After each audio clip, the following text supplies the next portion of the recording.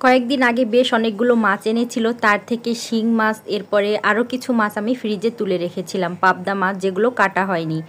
আজ শিং মাছ বের করেছি পানিতে ভিজিয়ে, তারপরে হচ্ছে অন্যান্য রান্নার জন্য সব গুছিয়ে নিব।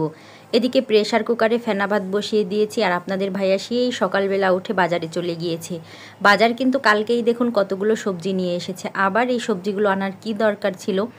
এদিকে নিয়ে এসেছে কাঁচা মিষ্টি আম, তারপরে হচ্ছে এই যে যেটাকে আনাজ বলি, অনেকে চিচিঙ্গা বলেন, ডাঁটা শাক।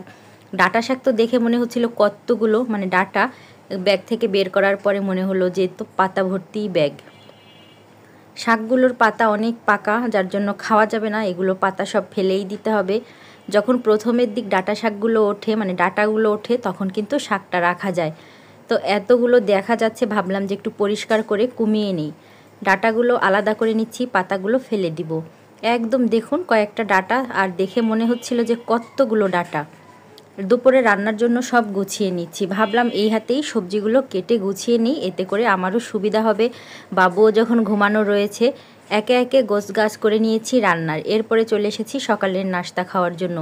আপনাদের ভাইয়া কলা, মিষ্টি, চিড়া, দই এগুলো তো ফ্রিজে কিনে এনেছে, সেগুলো ছিল, তো এগুলো দিয়ে সকালের নাস্তাটা। আর বাবুদের জন্য তো ফেনা ভাত রয়েছে, যে যেটা খায় সকালে, তো এই গরমের মধ্যে একটু হালকা পাতলা খাবার খেলে বেশ ভালো লাগে। সবজি কাটা শেষ হয়নি, তার মধ্যে আবার আপনাদের ভাইয়া বলতেছিল যে কিছু পাকা আম এনেছিলাম, তার থেকে 2টা আম কেটে দাও যেগুলোর ছিল।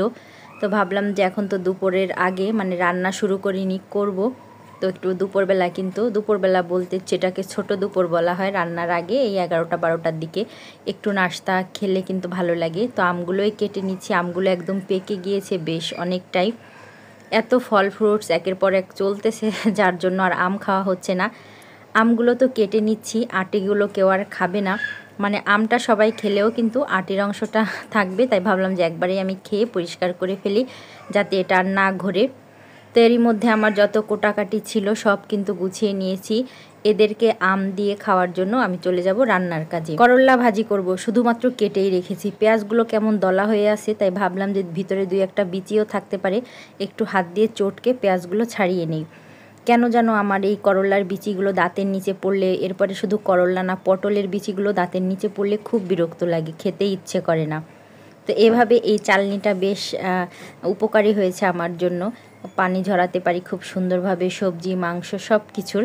আর পানি ঝরিয়ে রান্না করতে তো জানেনই কতটা ভালো লাগে। তো এর মধ্যে সব ধুয়ে নিয়েছি, আর তেলের মধ্যে এই যে দিয়ে দিলাম করল্লা। একসঙ্গেই পেঁয়াজ মরিচ কেটে নিয়েছিলাম, আলাদা করে দিলে দেওয়া যায়, তো একসঙ্গেই কেটে নিই, শুধুমাত্র তেলে ভেজে নিব। করল্লা ভাজি কিন্তু এর মধ্যে রান্না শেষ। রান্না করতে করতে আরও কিছু টুকিটাকি কাজও কিন্তু আমি করেছি, এই যেমন ঘর ঝাড় দেওয়া, কিছু কাপড় চাপড় ছিল সেগুলো কাচা, টুকিটাকি ছোটোখাটো কাজ থাকে না, যেগুলো দাঁড়িয়ে আছি তার থেকে ভালো করে ফেলি, কাজটা কমে যাবে, ওইভাবে আর কি কাজ করা থাকে। শিং মাছের পাতলা ঝোল খাবো। কয়েকদিন ধরে একের পর এক মাংস চলতেছে, বেশ একটানা 3 দিন ছুটি গিয়েছে, আপনাদের ভাইয়াও বাসায় রয়েছে। তো আজ আর কোনো প্রকারের মাংস না, একদম শিং মাছের পাতলা ঝোল ডাঁটা দিয়ে। মাছগুলো তো ভালো করে কষিয়ে নিয়েছি, এগুলো আর কি তুলবো, তোলার থেকে মনে হলো যে কষাতে দিয়ে উপর দিয়ে ডাঁটা আলু দিয়ে দেই।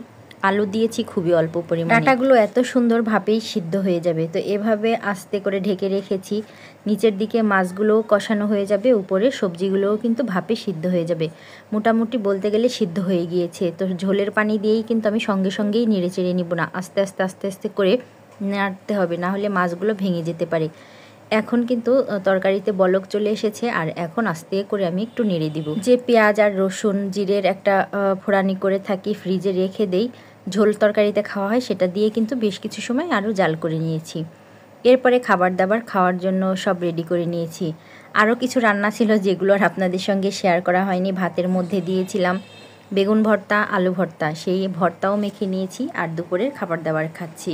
আলহামদুলিল্লাহ, মনে হলো যে বেশ কিছুদিন পরে একদম তৃপ্তিসহ খেলাম। আজ এই পর্যন্তই, সবাই ভালো থাকবেন, সুস্থ থাকবেন, পরবর্তী ভিডিওতে কথা হবে। আল্লাহ হাফেজ।